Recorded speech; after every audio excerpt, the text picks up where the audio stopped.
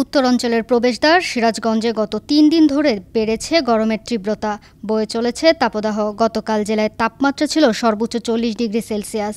আজ দুপুর ১২টায় তারাশ কৃষি আবহাওয়া অফিস তাপমাত্রা রেকর্ড করেছেন ৩৭.৫ ডিগ্রি সেলসিয়াস, অর্থাৎ মৃদু তাপপ্রবাহ নির্ধারণ হলেও বেলা বাড়ার সঙ্গে সঙ্গে তা আরও বাড়বে বলে জানায় আবহাওয়া অফিস।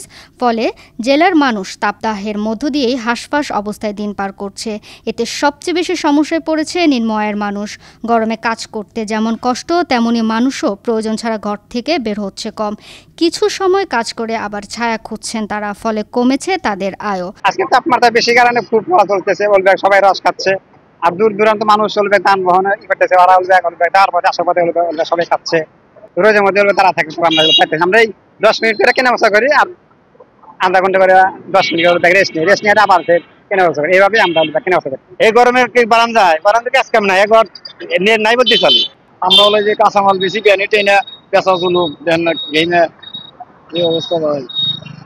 এখন বেচা আছে কোনো মতো। সিরাজগঞ্জের তারাশ কৃষি আবহাওয়া পর্যবেক্ষণ কেন্দ্রের ভারপ্রাপ্ত কর্মকর্তা মোহাম্মদ জাহিদুল ইসলাম জানান, সিরাজগঞ্জে গত ৩ দিন ধরে তীব্র গরম শুরু হয়েছে।